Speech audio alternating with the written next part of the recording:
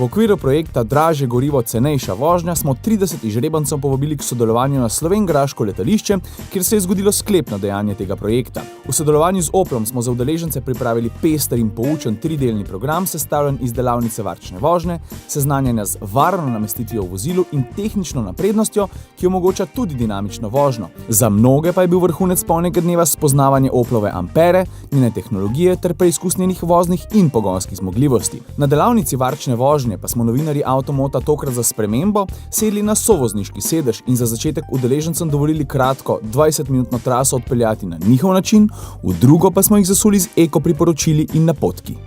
Zanimivo mi je bilo to, koliko se da privarčevati res pri vožnji. V bistvu je ta mehka vožnja je tudi verjetno bolj prijetna, bolj varna, hkrati varčna. Treba je malo višji prestavi voziti in predvidevati, kako se boš ustavil pred semaforjem. Pa pospeševati ne smeš preveč hudo, ne? Po inštrukcijah smo za pol litra zmanjšali porabo.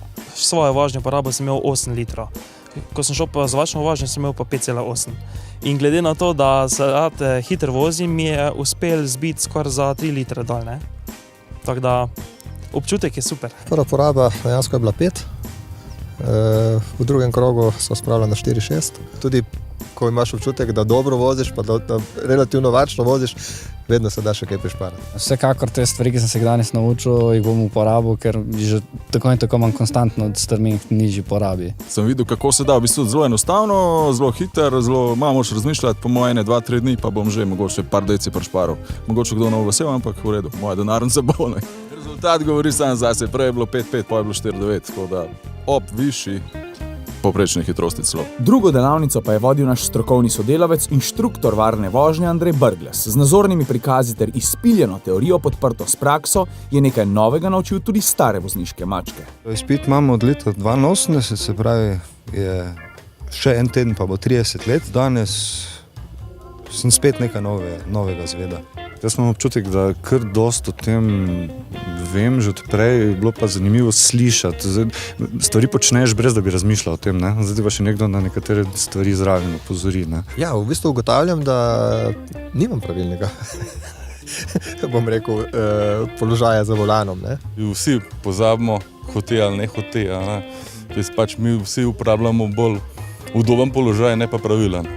In kaj se zgodi, če voznik za volanom sedi preveč ležerno, položno in če potem pride do kritične situacije ali v najhujšem primeru do trka? To. Ne? Kaj sem pa zdaj naredil?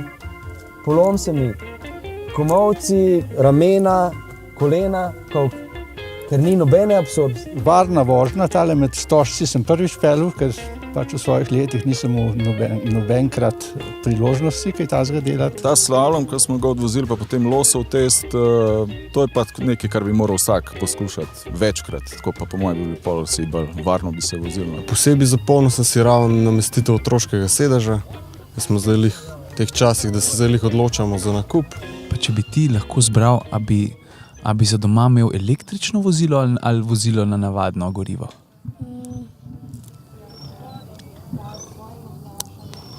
Kar električno. Električno. Ker ni treba nič plačati. No, tako kot mali Max, električne avtomobile in njihovo vlogo v prometu dojemajo tudi tisti, ki o tovrstnih vozilih in stroških povezanih z njimi niso najbolje poučeni, ampak v resnici na ljubo ta izjava ni iz trte zvita. Stroški elektrike so, če izvzamemo kljub državnim subvencijam zaenkrat zelo draga električna vozila, res veliko nižji od tistih povezanih s fosilnimi gorivi in kakor pravi strokovnjak za električna vozila Andrej Potokar, lahko neodvisnost od trdih goriv finančno dolgoročno zelo pozitivno vpliva na celotno staro celino. Evropa potrebuje energetsko neodvisnost. Ne? S tem, ko smo odvisni pač od nafte, ne? In jo uvažamo, ne? Iz Bližnjega vzhoda, ne? Gre večino našega denarja, ne?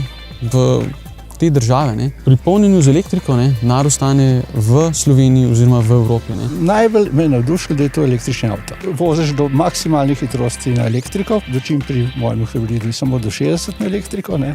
Ampero in njeno tehnologijo, ki predstavlja nekakšen most med običajnimi hibridi in popolnoma električnimi avtomobili, so pohvalili vsi, a večina tudi pravi, da je velika cena zaenkrat največja ovira. Verjetno bo treba par let počakati, da se bo cene tega malo znižale. kot z ostalo tehniko. To je zdaj v bistvu vseeno vrhunec tehnike trenutno in ima pač svojo ceno. Ne.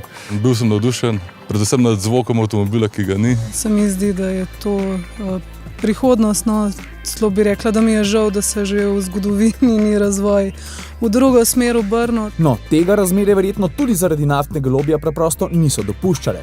A zdaj je svet z Evropo na čelu na novi zeleni poti, ki bo kljub napredku električnih avtomobilov v bližnji prihodnosti še vedno polna sodobnih agregatov na notranje izgorevanje. Ti v duhu downsizinga postajajo litrsko skromnejši, a bolj zmogljivi. Vsaka od večjih znamk, tako kot Opel z ekološko usmerjenimi različicami EcoFlex, pa pri upravljanju vsakdanjih voženj omogočajo nižanje stroškov kljub konstantnemu večanju cen goriva.